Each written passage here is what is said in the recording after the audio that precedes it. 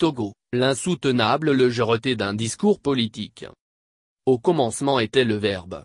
Il est des paroles créatrices, des mots qui guérissent et construisent. Des mots vivants qui apaisent et réconcilient.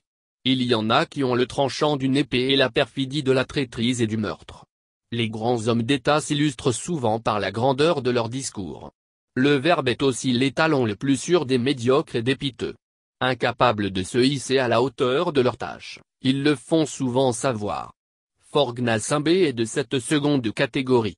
Il ne sait pas que, le malheur bouleverse comme la bile, ça remonte à la bouche et alors les paroles sont amères. Jacques Roumain, les gouverneurs de la rosée.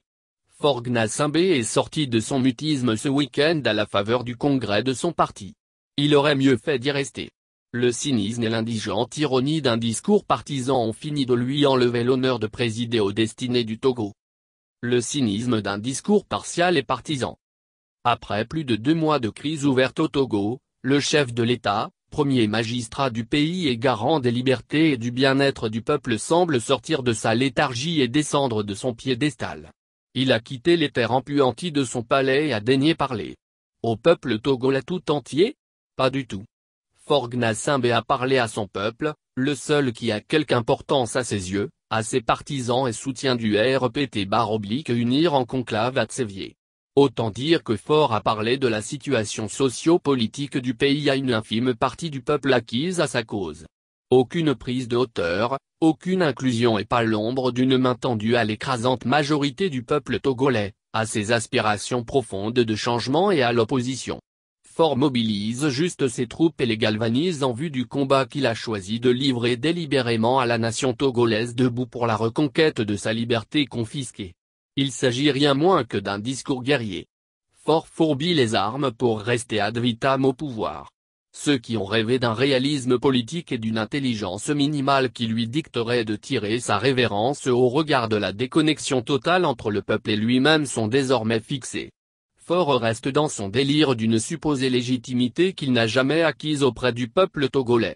À force d'être asséné, le mensonge d'État est devenu sa vérité. Il y croit réellement. Cela relève de la pathologie psychiatrique. L'ironie déplacée et blessante d'un irresponsable majeur. Plus grave et sans aucun doute la lamentable ironie que le chef de l'État a cru bon de manier dans une situation aussi grave que la crise qui sévit depuis plus de 2 mois au Togo et que sa soldatesque alimente en drames multiples et meurtriers. Le premier responsable a cru bon, en feignant maladroitement une surprise de cimetière, de se découvrir dictateur sanguinaire. Gnassingbé. L'ironie et de la litote sont des figures de rhétorique de maniement difficile. N'est pas de Gaulle qui veut et votre saillie est de très mauvais goût.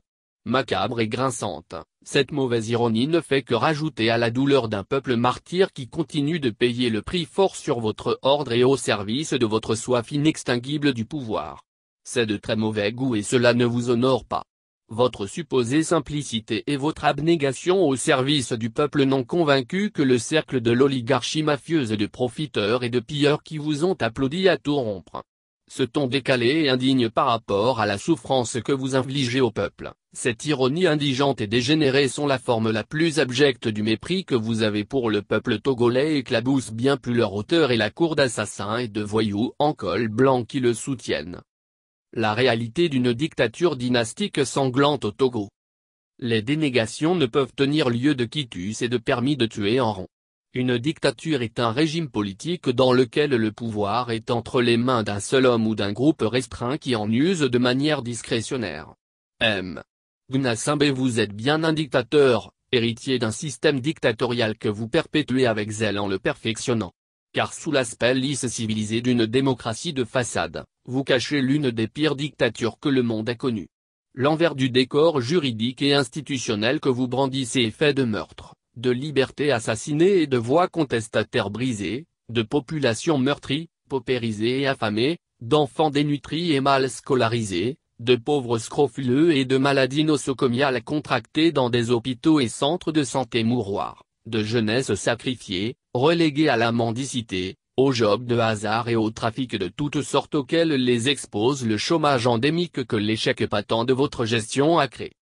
Oui, 1000 fois oui, vous êtes un dictateur sanguinaire, c'est-à-dire quelqu'un qui n'hésite pas à répandre le sang. Gnassingbé, vous êtes un putschiste, jamais réellement élu, arrivé par effraction à la tête de l'État et à la remorque d'un cartron d'officiers véreux qui vous ont imposé dans une marée de sang de près de 1000 Togolais. Ce sang versé par flots entiers, ces vies fauchées, ces destins brisés, ces exils forcés, ces voix étouffées, ces fosses communes et ces charniers et les cachots et meurtrières depuis plus de 50 ans, vous les connaissez, vous les assumez et vous les poursuivez en les accentuant depuis le 19 août 2017. Votre fausse virginité outragée et l'indécence de votre surprise feinte n'y changeront rien. Vous êtes un criminel et un sanguinaire. Sans doute découvrirez-vous avec surprise, certainement par voie de presse intoxicante, les meurtres et les exactions que provoque la horde de chiens affamés, l'armée tribale et l'ignominie des milices qui ont déferlé sur les populations togolaises aux mains nues sous le regard goguenard des forces de sécurité et leur sourcilleux encadrement. Vous serez certainement très surpris, le président, quand vous apprendrez que depuis 2 mois on tue, on bastonne, on juge sommairement, on casse, on brûle, on fait disparaître des citoyens, on embastille sans raison et sans requête judiciaire, on confisque à tour de bras, on terrorise, on met à sac, on tire à balles réelles parfois sur les populations, on lacère les corps et les vies avec des câbles en fer, on terrorise femmes, enfants et vieillards, on rend fantomatique par une féroce chasse à l'homme les villes de Sokodé, Mango, Bafilo et les villages environnants.